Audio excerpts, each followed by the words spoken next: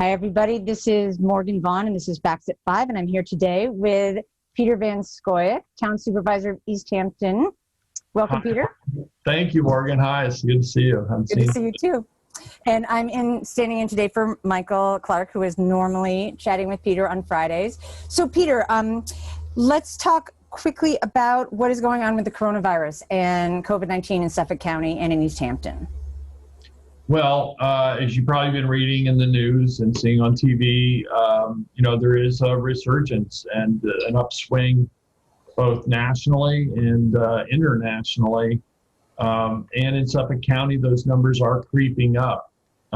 Thankfully, here in East Hampton, the infection rate is still fairly low. The disease is everywhere. People, need to be cautious and careful. And I think the fact that our community has responded so positively and affirmatively to the information given by medical professionals and by local government, that we've really avoided, an upsurge in the disease throughout the pandemic. We have the second lowest numbers of any community on Long Island in the New York metro area, and that's due to really, I think, says a lot about our community. So what do you think it's mostly attributed to? Wearing masks and being vigilant about that? Yeah, wearing masks, socially distancing. People have sacrificed, and it's been hard. People were sheltering in place, and when the thing really started going, and that made the difference here. They took it seriously, and other communities on Long Island that didn't take it as seriously, and we tried to be as honest and open about how serious this potentially was, and people responded, and I think that's the result. We had a huge influx of people here right when the pandemic was raging in New York City, and there were fears that would, bring the contagion and spread it quickly in our community. But people listened, and they followed those guidelines, wearing masks, enhanced hygiene, disinfecting commonly used surfaces, and that's really paid off. We closed the rec center, YMCA rec center. We closed the senior center. We took some steps much earlier than other localities, and I think that's really made the difference.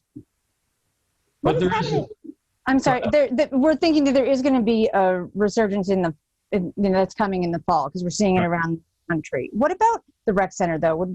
Is that going to be open anytime in the? It is open, actually. It is open under enhanced safety protocols. Oh, fantastic! The swimming is open there.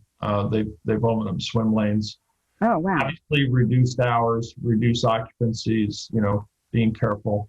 But we're part of the reason we're seeing resurgence is that businesses are being opened up again. Activity levels, we're through phase 4 of reopening here in New York, and schools are now going back into session, and that's caused some numbers to go up, particularly some colleges. That age group is not necessarily the most risk averse age group to begin with, but they're also maybe not as at risk, but they certainly can spread it to those who are. And I think we just need to continue to try to limit the exposure and spread of the disease for as long as we can, while we await vaccine that hopefully will put this thing away. What about the theaters and the movie theaters? Do we have any? I mean, I know you're not a soothsayer. Yeah, I was driving by the United Artists, and I saw that they put up this. Broadway has already canceled the season, or next, late next year or whatever. So I think realistically, we shouldn't expect those types of gathering places to be open, because that seems to be just prime for spreading the disease. And one of the things that we need to guard against is complacency. Mask fatigue, I know it's just stressful on everybody, and it wears day in and day out. Not being able to see loved ones, there's a lot more sense of isolation. People need to call each other on the phone and do Zoom calls or whatever. I know my family has weekly Zoom calls, even though we're scattered about the country. Right. My daughter's out in California at UC Berkeley. finishing up her PhD, and my Oh, wow. son's in Brooklyn. And so we have a weekly, at least once a week, family call with extended family and friends. So, I think we need to just keep engaging each other and communicating, check on those folks that you might know you haven't heard from or seen from, make sure they're doing okay. It's really hard on a lot of people. There's still a lot of people out of work. Our food pantries have been doing an amazing job. The town human services department is, they've cooked and served over 36,000 meals to seniors in the community. That's amazing. We've really strive to pull together as a community. And that's one of the great things about living in a small town like this is taking care of each other. And so that helps us get through too. We have a ways to go yet. And, these are trying times, but I'm optimistic in the resilience of people and in a small town community, again, like ours, and the resources that we do have that we can bring to bear. It's important. What about mental health? What is there, what services does East Hampton Town offer? So this past week, we at a work session, we had a presentation from the Family Service League, Long Island, and they do have an office here in town. And they went through the array of services that they can provide. They have like a chill and chat talk thing that they can do. Obviously, the numbers of people they're seeing in person in office has changed due to the safety issues and concerns. Less frequent, more cleaning, all that sort of thing. But they really have a myriad of services for everything from substance abuse to other mental health, aspects. So, I think it's important that if people feel isolated, they need help, they can reach out. I actually have the hotline number here. Oh, excellent. The work session notes, and it's called Dash Hotline, and it's 631-952-3333. And, or you can go to Family Service League, Long Island, FSLLI.org, and, find out about what services are here. They have, like I said, a local office here. They also have offices in Riverhead, and they are also a great resource for connecting people to other professionals and services throughout Suffolk County. That again, we're seeing an uptick in depression and anxiety relating to COVID and to all the ancillary, side effects from COVID, whether it's what else? Not having a job, financial stresses, and political unrest, and the George Floyd, and all of this. 2020 has been just really challenging. I think there are also some really positive aspects and silver linings. I think during the shelter in place period, people became more introspective. I noticed, personally, just changes in the natural environment because of the lack of the lower air pollution. Flights being canceled, traffic on the roads just basically came to a stop for quite a while. We saw lady slipper orchids blooming on our property, which we had not seen bloom in a decade. And suddenly there's this huge resurgence of them. They're popping up all over the places in the most unexpected places. And I wonder if just the soil pH was changed just enough to be favorable for them again. That's interesting, because we had for the first time hummingbirds. I see my garden, the lilies and all the other flowers and bushes were so much more robust. Oh, wow. Greener. They grew a third larger than they usually do. So my vegetable garden was amazing this year. I don't know. Maybe it is something like that. Maybe not. I don't know. I don't know. But I do think, we need to be focused on our sustainability as a species, and we can't do that. We're not alone. We're not separate from nature. We're absolutely, utterly dependent upon it.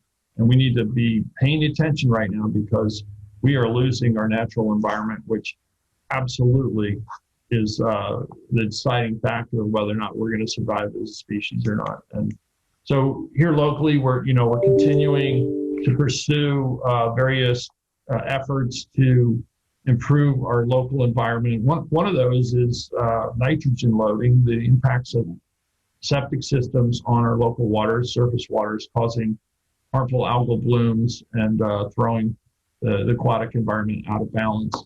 We have a program to incentivize the upgrading of your septic system to innovative alternative systems. These are systems that reduce the vast majority of nitrogen from the wastewater, which goes back into our ground. And that groundwater travels, both impacts our drinking water as well as our surface waters. There's up to, between county and state, county and local rebates and grants, up to $46,000 towards installing a new system. Wow. Most of the systems average about $20,000.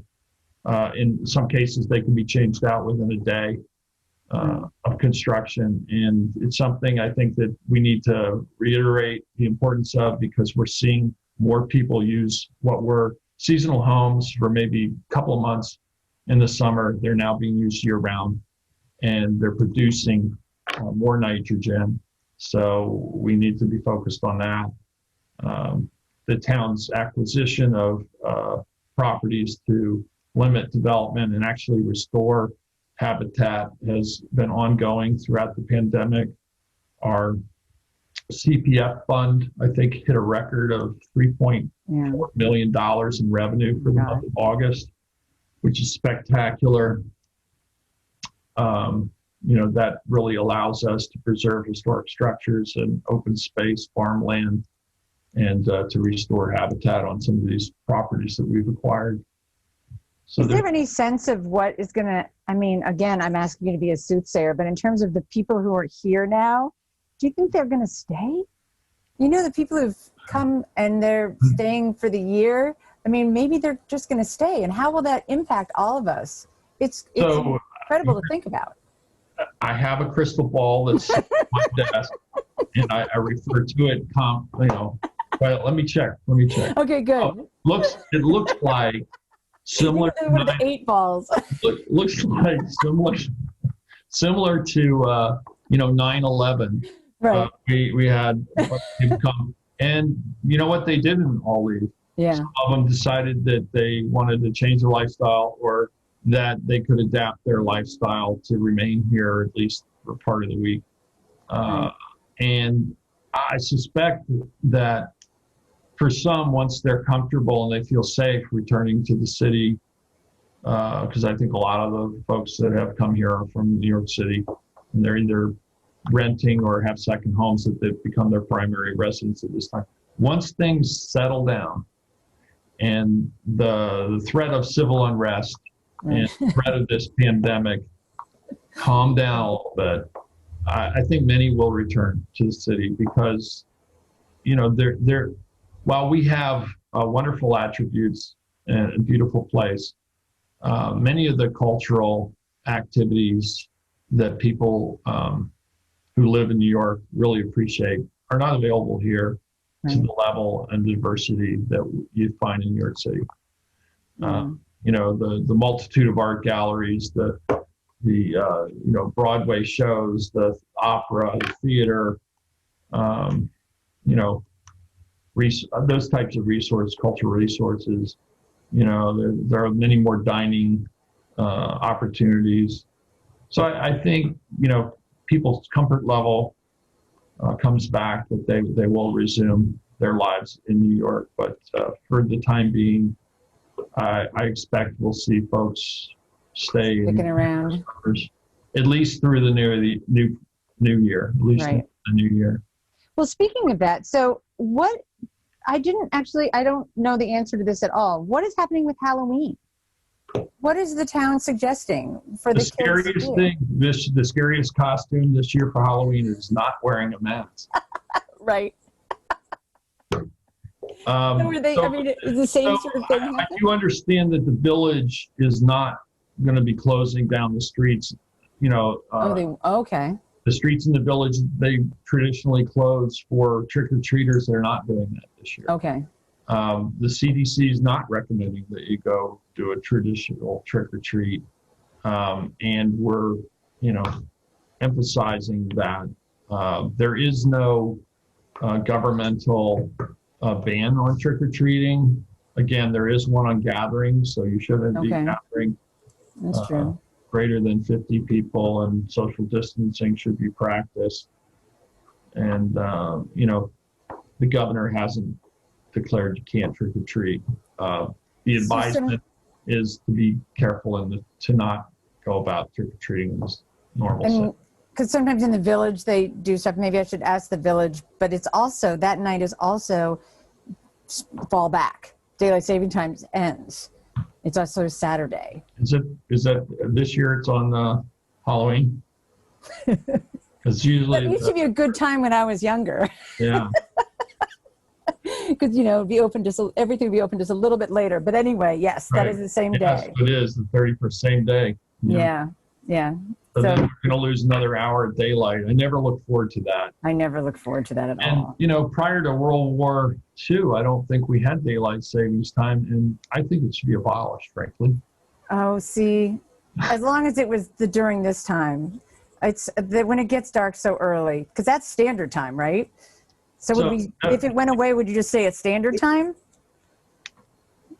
You know what I mean? I'd rather just stay at daylight time. Yeah, actually, daylight savings time is when it falls back, because they wanted to save daylight or push daylight earlier into the day so that the factory workers and whatever could do work and everything without. Well, that is a whole other conversation. We'll see what we can do about next time. Not going to resolve that. There's a really funny movie trailer called something like Daylight Savings Time is coming on YouTube. It's hysterical. I think I know what you're talking about. I'm going to look for it. Okay, and the last thing I want to ask you about, and unless you have anything else, is the app that you and Michael were talking about last week. So I downloaded it and I've accessed it, but I'm really, really new to it. So what do you think is great about it, and do you like it? Do you suggest? So the first thing is you can actually, if you pull it up, you can scroll. You can find out what the current status is of disease in New York. So the percent of people tested, it's 1.25%. Total testing positive for the daily figure was 1,707 statewide out of 136,000 plus tested. So, it has those stats that you can check in on. It has like your health log, so you can, let them know if you're having any symptoms. So you can click on that and you can hit the get started button. The one thing I'll say about the app is that it doesn't track your GPS location, and it doesn't share any personal information. The way it's set up is it's set up to identify other phones or devices within proximity of 6 feet that also have the app. And that way, and it records that the device, coded device number, and if you were closer at 6 feet or less for 10 minutes or more, so that if that person or yourself ends up being COVID positive, any other person, device that you came within contact of could be notified that they were in contact with somebody who tested positive, so that they could immediately tell anyone that they might, then they could say, I was in contact with this person, and then it tracks who they were in contact with. And it very quickly will allow, health professionals who then would follow up with contact tracing to understand, where there might be a flare up of the disease, and to be able to, quarantine people who might have been exposed and slow or stop the spread because of that. So that is really incredible. Yeah, it's important. Again, it doesn't track any personal information or whatever. It's set up to be completely blind to all those aspects. It takes just a couple moments to actually download the app. Yeah, I just did it earlier, and I was thinking that I would get from 6 feet with somebody, and it would just alarm would go off. Wouldn't that be fantastic? Yeah, It would be. It would be. Get away, get away. Yeah. But it doesn't. It doesn't do that. It doesn't track personal information. And it seems like that's a really incredible tool to have. It certainly can be. And you know, New York, New Jersey are doing it. Pennsylvania's doing it. There are other states that are doing it. I think there's some work to try to reciprocate among states. Again, you know, if we had a national plan, when you look internationally, Asia, Africa, Australia, they're all doing really well. Yeah. United States, Europe, not so much. So, you know, we can do better, and we need to do better. Yeah. Because you know, we're already up to, you know, well over 200,000 deaths. Right. Result of this, many of them unnecessarily. So. Well, Peter, is there anything else you'd like to add for this week? Well, you know, the leaves are going to start changing soon. The weather's getting cooler. People are going to be spending more time indoors, and just to, you know, continue to be safe. Don't let your guard down. Yeah. Keep in mind that you need to continually disinfect commonly, use surfaces, and you know, wear masks, socially distance. Reach out to those people you know you haven't heard from. Check in on them. Make sure everybody's doing okay. You know, plan ahead for, you know, if we have to go on lockdown again. Don't wait till the last minute. Have a plan. Prepare. Maybe, you know, little at a time. Start putting some extra food aside if you can. If you need help, don't be too proud to ask for it. There are plenty of folks around willing to give you a hand. You know, if it's something as simple as just a conversation to lift your spirits, or if you're need basic essentials of life, you know, reach out, let somebody know. There's plenty of people around to help you. Excellent advice, Peter. Thank you so much. I really appreciate it. Morgan, it's great to see you. I haven't seen you. Great to see you too. You take care. Everybody be well. Stay safe. Okay. Thank you. All right. Bye-bye.